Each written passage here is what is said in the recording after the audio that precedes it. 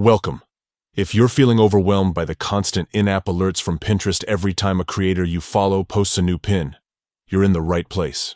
Today, I'll show you exactly how to stop those notifications so you can enjoy Pinterest on your own terms without the distractions. Let's get started. First, open up the Pinterest app on your device. Make sure you're logged in to your account so you have access to all your personalized settings. Next, head over to your profile. You can do this by tapping the profile icon, usually found at the bottom right corner of your screen. Once you're on your profile page, look for your profile picture at the very top and tap on it. This will bring up your account options and settings. Now, scroll down until you see the option labeled Notifications. Tap on it to open up the Notification Settings menu. Here, you'll find all the ways Pinterest keeps you updated about activity on your account.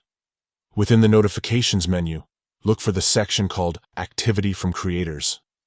This is where Pinterest manages alerts about new pins from the creators you follow.